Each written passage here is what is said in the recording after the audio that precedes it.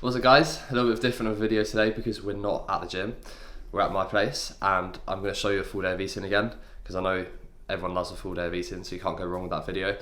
So I'm going to show you basically what I'm eating, I guess now, what will be like 5 months into the growing phase. Food is in a pretty moderate position, nothing too crazy. I guess I'm someone that doesn't need like too high food, but there's a decent amount of food in, and we just, the goal now is creating a steady surplus, moving up at a really nice steady pace. So we're going to show you exactly what I'm eating on a training day. The macros are going to be shown at the end, so you'll see that. And yeah, it's going to be a good day. We've got the legs as well, so we'll show some clips from legs. It's going to be a pretty long video, a bit like a day in the life, full day of eating, just showing you kind of what I get up to. So yeah, let's do it. So first meal is bagels. I think last time I showed you I was having a bagel, but it was one bagel, now we're having 2 bagels. And it's actually my favourite go-to meal in the start of the day. It's not too heavy. A lot of people like to have oats, which I think is... Yeah, like me. That's what I have. Yeah. It's just a bit too much when you're eating a lot more food. This is like a lot of carbs. I think we're talking about 125 carbs in this meal coming up. But it does not feel like it at all. So if you are struggling, I would definitely suggest this. So we've got 2 bagels, 30 grams of nut butter. Now this is, if you know it's nut butter, you know it's the best one. It's a drizzle, which makes my life way easier as well. So 30 grams of this going on.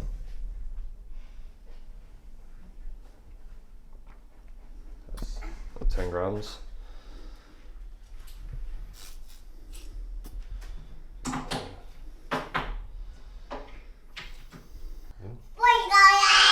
We've got Milo here with us.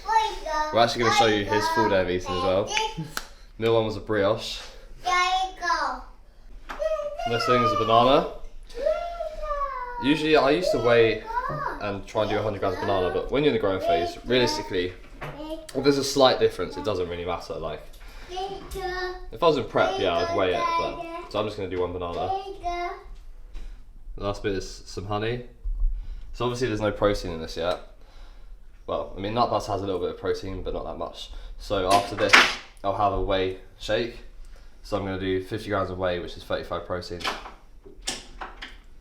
So yeah, the macros of this meal are 125 carb, 16 fat, and 49 protein. So yeah, but yeah, I usually eat this first, and then I'll have the shake. If you have a protein shake and something like carbs along with it, always do the protein shake after. It's the only situation where I'd have protein after, just because, I don't know, unless you're really hungry, I could not have 4 bagels after just down the protein shake. No chance, that's not happening. So good. So the protein I'm doing is Naughty Boy chocolate brownie. Tastes really, really good. I'm actually a big fan of the Naughty Boy. I say like it's quite similar to Perform, but a little bit different. Mix is a bit different. Mix is better, I'd say. Taste is pretty similar, but Perform is very good taste-wise, so I would recommend it. So Milo's attacking his TP, but yeah, I'd recommend this. You can get it at Elite Suts. Pal 10 as always, but very, very nice protein. So we're just going to do 50 grams of this.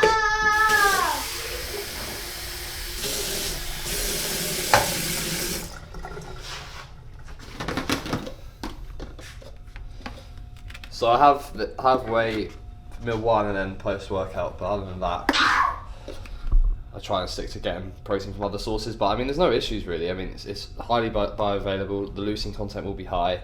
I know a lot of people try and say, oh, it's not good for you and stuff, but it's practical. And as bodybuilders, if we're really consistent all the time, we're going to take something that can allow us to be a bit more practical and do something a bit easier. So I have no issues with people doing whey quite frequently. Like, it's useful. It mixes so good as well. Yeah, I think mix-wise, Naughty Boy is up there. It just mixes so well. I hate nothing worse when you've got this little clump lurking about in your protein shake. I hate it so much. It just completely throws off your appetite. So this is good. So we've got pre-workout meal, 150 grams of white rice in here, 200 grams of chicken, about like 50 grams of greens, I'd say. But yeah, I'm gonna show you what I put on top because it makes it so good. So it's not salt, obviously, that's gonna go on, but 2 grams of salt first. This is so important for training performance, making sure you keep sodium consistent when you go into the gym. So I always do 2 grams in this meal, and that's just making sure I tick that box, ultimately keeping it the same for every session. And then what I'll do is I'm going to put this peanut butter on, because it's drizzled with peanut butter, it just goes on really nicely. So we're going to do 25 grams of this.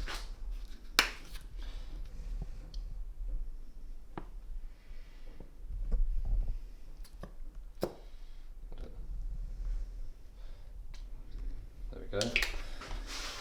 And then lastly,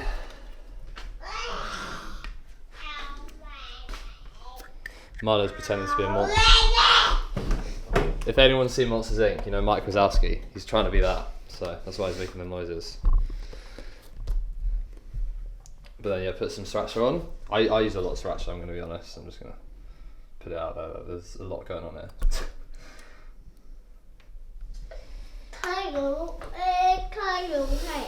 And yeah, it's the best combo, so good. Just mix it in. This is pre-workout meal.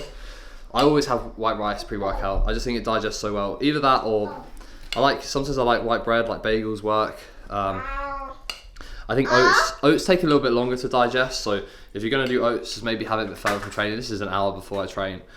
I think an hour is fine, but an hour and a half if you have oats, because it's a bit slower digesting. I don't like potatoes, I tend to avoid. I just think sometimes they can throw off my digestion, because to have this amount of carbs, it would be like 600 grams of white potato, and inevitably that would just throw off my digestion. Fibre would be so high, food volume would be high, it would take me forever to eat it. So a lot of people, you know, take the mick out as bodybuilders, oh, chicken and rice, but it's because it digests the best. It is the best meal to have, like it, and it tastes good. It's not bland. Seasoning on it, got sauces, tastes good. If I was just having bland chicken and rice, yeah, that'd be a bit different. But let's try it. How? Why? Wow! How? Good. How? Egg. So en route to the gym. I didn't get to show you my Intra shake because I was in a rush, but I can show you what I put in it when I get back from the gym. But it's, yeah, just 25 carb. I always just really, even further into my growing phase, I'll always just do 25 carb. At the start of this video, obviously I said, like, I'm not someone that requires really high food, and I don't think, like, from a rationale perspective there's actually a reason to do 50 carb for the benefits of the session. I just think the reason why you could benefit from doing a little bit more carbs than that in your intro is just if food is really high, and it's just a good method of increasing calories. So if food's really high and you've got nowhere to go, you could put a little bit more carbs in your intro with a carbohydrate that we know digests amazingly, and it's not gonna really cause any issues with appetite, really, because it's like the most calorie dense thing you can have, really. It's just liquid. Yeah, it's 25 carb, 15 gram EAAs in that drink. And then we've got pre-workout here, which is MV Pre, but I ran out, so I had 6 grams left. So not much, because a full scoop is like 18 grams, so it's like a third of a scoop. However, because it's legs, I think that's in a way beneficial. We'll see how it goes. I've always been quite stubborn to do that little amount of an amount, but especially even with my clients, I suggest them to do less caffeine on legs when they're higher body weights, because you need to be able to breathe well, you need to be fit, and if you're not fit through your sets and you can't breathe, you're going to struggle. The thing that throws that off massively is high caffeine. So we'll see how it goes, but I think it's probably going to go pretty well. Luckily the non-stim pre I have mixed with it is really good. It's got alpha GPC in, which is so good for focus, so I'm excited to use that. Superhuman Pump. Honestly, if there's a pre-workout supplement I suggest get Superhuman Pump. Elite Starts Pal 10. It's because it's just such a good all-round pre without caffeine. You could take it in the evenings and it's not going to throw off your sleep. And I don't think caffeine is that important, really. It just gives you that slight extra push that, you know, as long as you can train hard and you've got the mentality of training hard, you'll be fine. So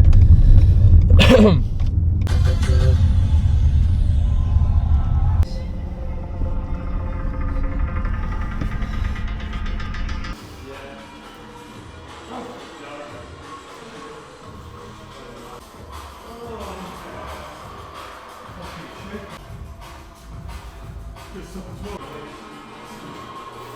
Let's go.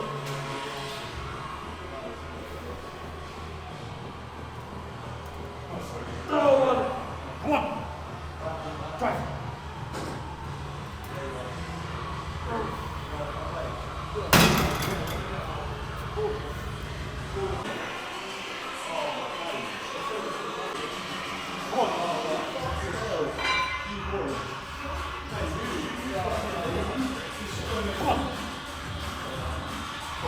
Let's go.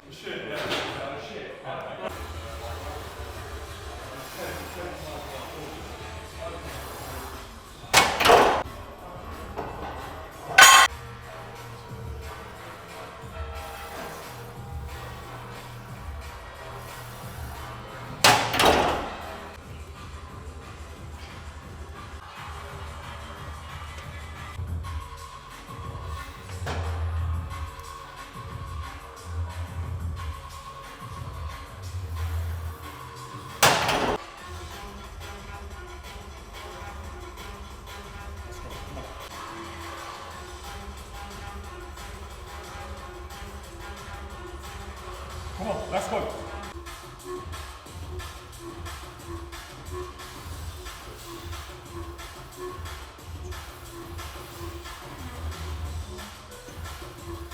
Come on. Let's go.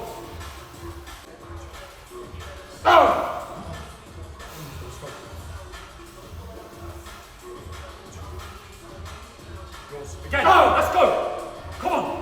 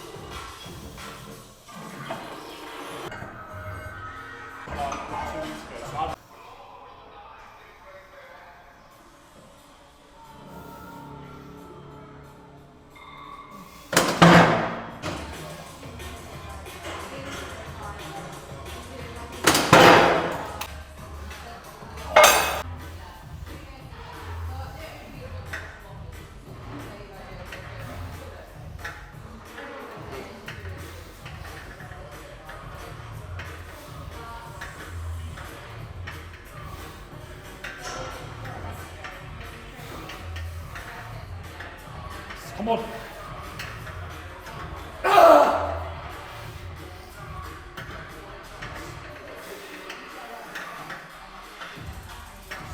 Come on.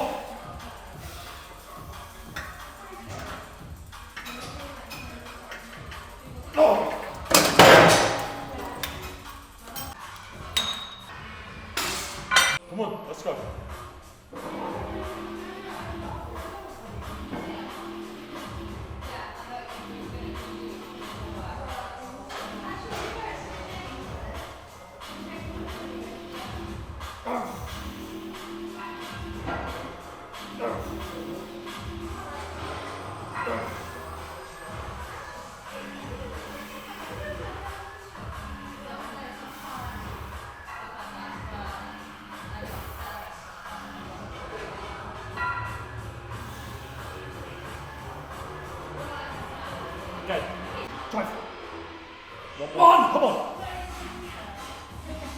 Drive. Yo. Go. Let's go. Oh.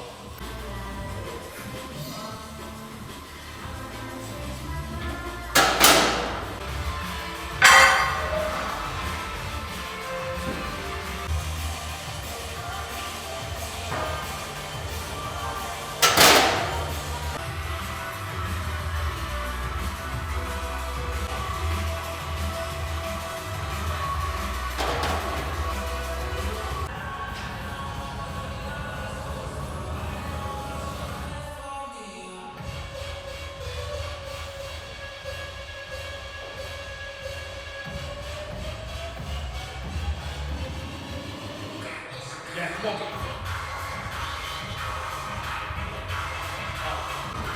Up, come on. Yeah. All the way, come on.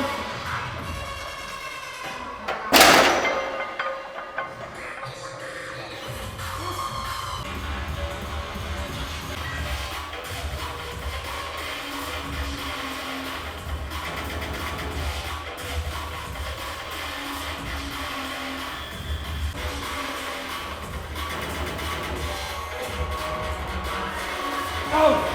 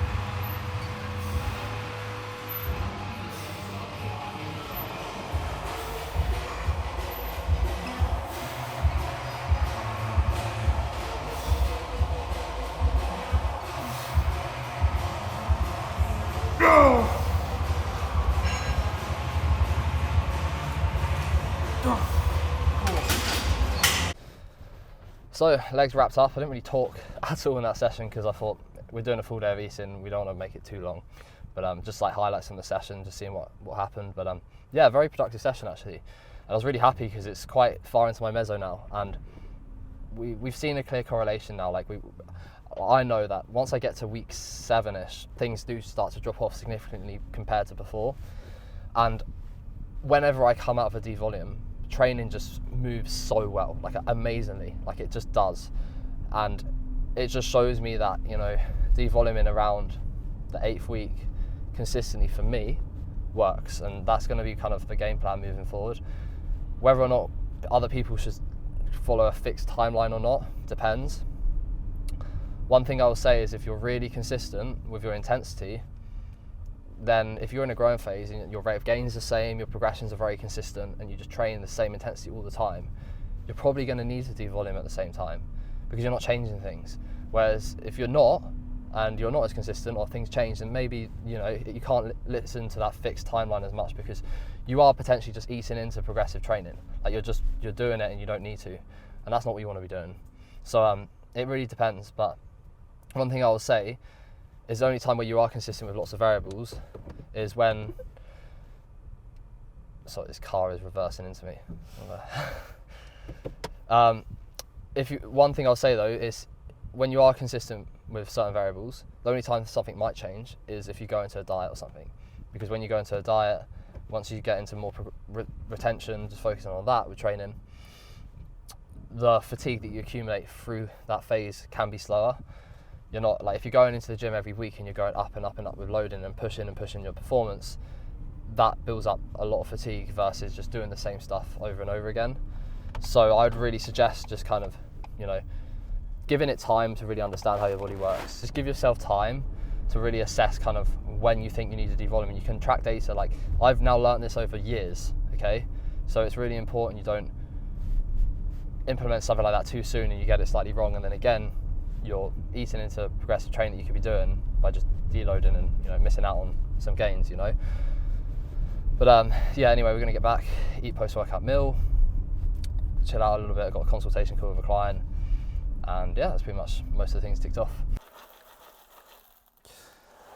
There's a big bowl of cereal, 150 grams of Cocoa Pops. You cannot go wrong with Cocoa Pops. So yeah, I have to admit, I had my protein shake as I got back. I just had a consultation call, so I had to get on that as soon as possible. But yeah, now cereal to be eaten. It's not like the whole anabolic window thing is a bit of a myth, I'm not gonna lie. Like, you don't need to suddenly eat carbs as quick as you can. Like, as long as you get it in kind of an hour and a half, 2 hours post-training, you're fine. Just get in some carbs, you know, into the muscle quickly and efficiently once you can. So cereal's the best for this, or rice, or something low fat. So you want high carbs, low fat, high protein post-workout. You never really want fats post-workout. Again, like, this is, I would say these are kind of small percentages. The most important thing is your daily intake of food. But if you want that, you know, extra percent, which obviously with bodybuilders we do, you want to go for something that's low fat. So if you're having loads of crave cereal, which is high in fat, it's probably not the best post-workout cereal. Kind of defeats the point of cereal post-workout, really. You don't need sugar to spike your insulin. Carbohydrates spike your insulin anyway. It's not like you need to have like a really fast spike of insulin. You just want something that digests quick, okay? And this is one of the quickest ways of getting carbs in. White rice can do the same thing, but I don't really fancy white rice post-workout. I don't know. I'm always used to having cereal all my life post-workout. I say all my life like I've been bodybuilding my whole life since I was a baby. And then, because I had the protein already, I'm not gonna put protein in it. Milk, which is fine. Almond unsweetened is pretty good. It's like 100 mils, 15 calories. So it's not really a problem. Put a bit more. Right, so next meal number 4. As you could have guessed, chicken and rice. I was chatting to Aaron, I was like, should we have something interesting for the video, like something different? But then he was like, well, it's a full day of eating, it's got to be reflexive of what I usually eat, and a lot of the time it is just this. I mean, you know, when you're in a growing phase, you don't, variety is nice sometimes, but sometimes, you know, you just want to keep it simple, and this digests well, it will go down easy. I know it's gonna be enjoyable. It's not faff to cook, stuff like that really, but yeah, so we've got 125 grams of white rice in here. We've got 200 grams of chicken breast. We've got 50 grams of greens. With the greens, they're courgettes, but I don't do that much per meal now, and I think it helps my digestion so much, not just making it overkill with veg. When you've got lots of carbohydrates and fibers, inevitably you're going to be pushed up higher. Just don't overdo the veg, because it might mess up your digestion. It might cause bloating, you know, all that stuff. And yeah, I think it's a little bit easier just to keep it on the lower side. Equally, you know, I avoid too much fiber generally, like oats. I'd rather go for bagels and stuff like that now, but yeah, that, and then I'm gonna have 20 grams of dark chocolate, which is 22. I'll take the extra 2 grams. The green and blacks is very nice. I know AJ loves green and blacks, so I also like it. And if you're in the UK, if you're in the UK, it's like one of the better ones for sure. Lindt, I don't know, it's not that good. Lindt milk chocolate's obviously really good. Sometimes the basics, like the Tesco or Sainsbury's basics chocolate. Yeah, co-op one. Yeah. That's so good. But 85%, just more of the good stuff, as in, you know, dark chocolate's very healthy. There's loads of reasons why. It's good for your lipids and all that stuff. And, you know, generally it's just digests really well. I mean, you know, it's just a good, reliable fat source really. So I like to get, you know, some decent amount of dark chocolate in per day. Maybe like 20 to 40 grams. But yeah, gonna eat this. As you can see, we haven't got a table yet. I moved into this flat like a week ago, so there's no table. There's a teepee for Milo, but yeah, let's eat this. So yeah, lots of sriracha again on here, but it just makes it go down easier. Chicken's air fried.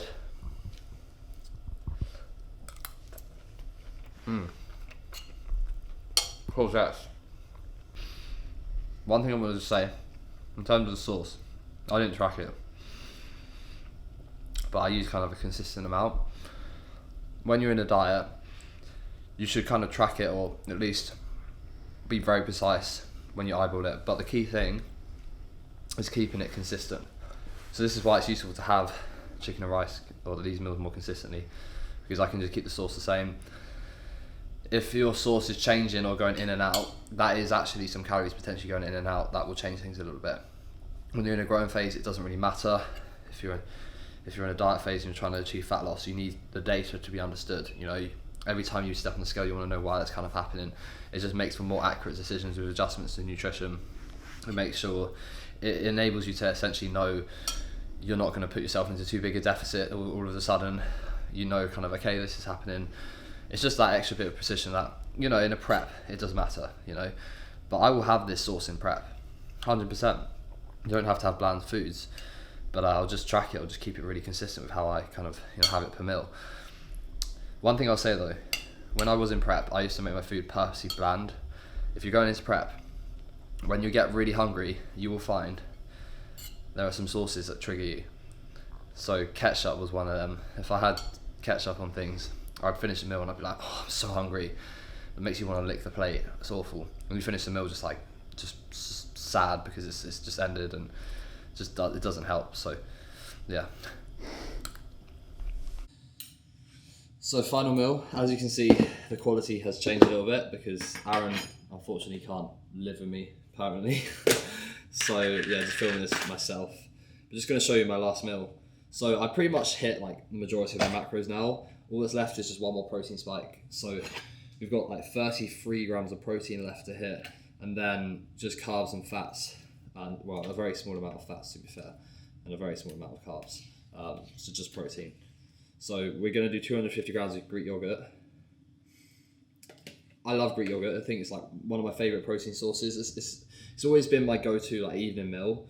I think it's pronounced faye. It looks like phage, but that's a very British way of saying it. Faye. Greek yogurt. Ultimately, it's just a very good bioavailable protein source, and it digests really well for me. And on top of that, it tastes really nice. If you have a sweet tooth, like, you know, it's last meal of the day, you know, an hour before bedtime, do you really want to be having like, I don't know, steak, chicken or something like that? I don't. So yeah, this works well, and I'm going to mix the naughty boy protein with it, so just a small amount. So I've got 33 protein to hit. 250 grams of this is 25 grams of protein.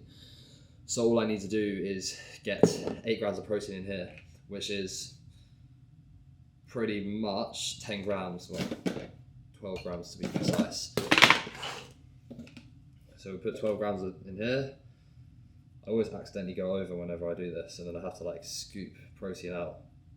There we go, oh, that's perfect. So that's all the protein here, and then we've just got, I think we meant to hit 10 carbs, so 250 grams of Greek yogurt is already 7.5 carb, and then this is like 1 carb, so we've got like 2 carbs left and 3 fat. So literally I'm going to put in just some berries. I think it's going to be the smallest portion of berries. So basically it sounds like I'm tracking macros, doesn't it? But I do have pretty much a meal plan, but sometimes I just change the quantities of things and just like, I don't know, it just changes a little bit, and then I add it up for my last meal. But it's pretty much the same thing. I eat the same thing, but sometimes I'll have more rice in meal 4, a little bit less, and do more carbs in this meal. Sometimes I'll do, if I had less carbs in the last meal, I'd do maybe Weetabix. I've been quite enjoying that. It's quite easy to digest, and it's pretty simple, and it's quite easy to make. For me, it's all about time. Like, I don't know. I don't like doing meal prep, to be honest. Like, I like to cook things before I eat them. I just think they taste nicer, and just in my head it just works better. I know that's not as time efficient, but for my last meal I'd rather be just, like, Weetabix is easy, whereas oats take a while. So yeah, but yeah, we're gonna do 25 grams of berries, which is like nothing.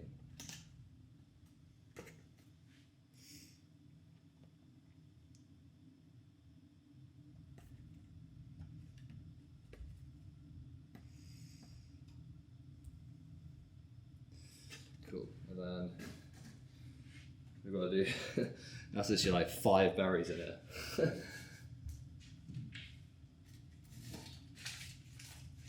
And then 3 grams of fat from dark chocolate. I mean, this is going to add like a gram of carb, but I mean, I'm not on prep, so it's not the end of the world. So 3 grams of fat in this is pretty much 6 grams. So we'll do 6 grams of dark chocolate, which again is absolutely nothing. It's basically yogurt and protein and a tiny bit of extra things. There we go. So this is the last meal.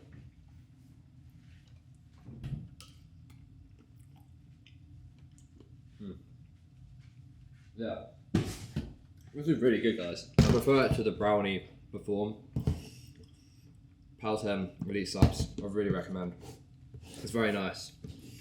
It's just like a nice chocolate whey. You can't go wrong with chocolate. So yeah, that's pretty much the whole full day of eating. Macros were 500 carbs, so I'm just trying to remember my macros. 500 carbs, 60 fat, 240 protein, 3,500 calories. Like I said, I don't need that much food. Being an online coach, I'm not very active with my job. I also just think I have like naturally more like a higher set point of body fat, to be fair, and I think it's always kind of helped me in my younger years in terms of growing. But yeah, so gonna eat this. Thank you for watching, guys. Appreciate all the support. If you have any questions, let me know. There was one more thing I wanted to mention, because I forgot to mention on the YouTube. It's a bit stupid me mentioning this right at the end of the video. I don't know who's still here, but it'll be interesting to see. There is a lecture series out on the perfect prep. You will receive 3 lectures from myself and Elliot. If you want it, direct message me on my Instagram, perfect prep. And what it will do is it will send you through the access for these lectures. They're very in-depth, about 15 to 20 minute lectures on how to set up your prep. So if you're self-coached or you just want to get more of an understanding, just go there. But yeah, appreciate all the support, guys. Thank you for watching, like and subscribe, all that stuff. And I'll see you in the next video. See you soon.